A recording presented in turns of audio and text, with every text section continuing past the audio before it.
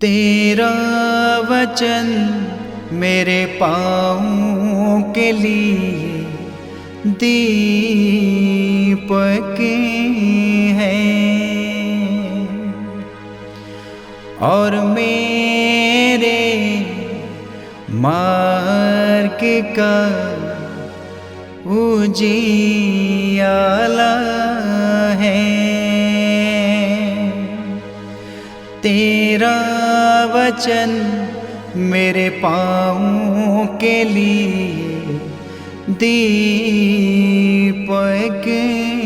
है। पहला पाठ नबी ईसायास का ग्रंथ अध्याय 58 पद संख्या 9 से 14। यदि तुम अपने बीच में से अत्याचार दूर करोगे, किसी पर अभियोग नहीं लगाओगे और किसी की निंदा नहीं करोगे, यदि तुम भूखों को अपनी रोटी खिलाओगे और दलितों को तृप्त करोगे, तो अंधकार में तुम्हारी ज्योति का उदय होगा और तुम्हारा अंधकार दिन का प्रकाश बन जाएगा। प्रभु निरंतर तुम्हारा पथ प्रदर्शन करेगा, वह मरुभूमि में भी तुम्हें तृप्त करेगा और तुम्हें शांति प्रदान करता रहेगा। तुम सींचे हुए उद्यान के सदृश बनोगे, जल स्तोत्र के सदृश जिसकी धारा कभी नहीं सूखती। तब तुम पुराने खंडहरों का उद्धार करोगे और पूर्वजों की नींव पर अपना नगर बसाओगे।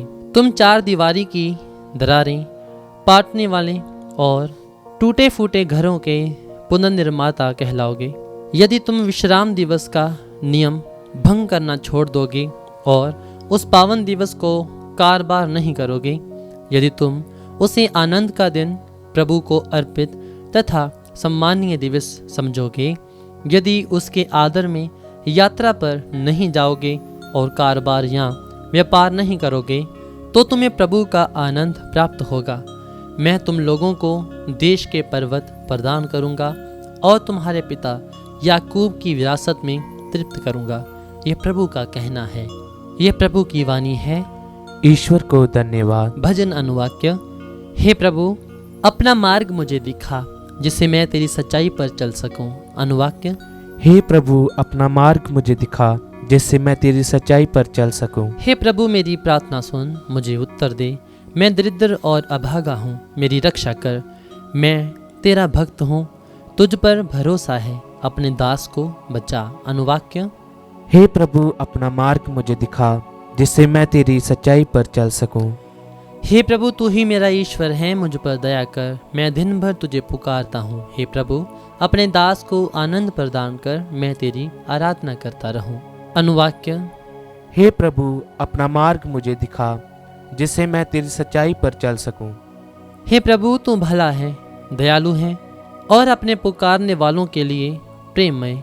हे प्रभु, मेरी प्रार्थना सुनने और मेरी दुहाई पर ध्यान देने की कृपा कर। अनुवाक्य। हे प्रभु, अपना मार्ग मुझे दिखा, जिससे मैं तेरी सच्चाई पर चल सकूं। जय घोष। प्रभु कहता है, मैं पापी की मृत्यु से नहीं, बल्कि इससे प्रसन्न हूँ कि वह पश्चाताप करे और अनंत जीवन के पथ पर आगे बढ़े। संत लूकस रचित पवित्र सुसमाचार अध्याय 5 पद संख्या 27 से 32।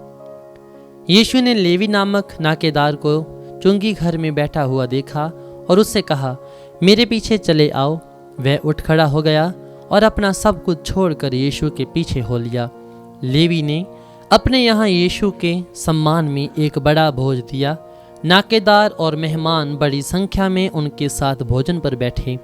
फरीसी और शास्त्री भुनभुनाकर उनके शिष्यों से कहने लगे, तुम लोग नाकेदारों और पापियों के साथ क्यों खाते पीते हो?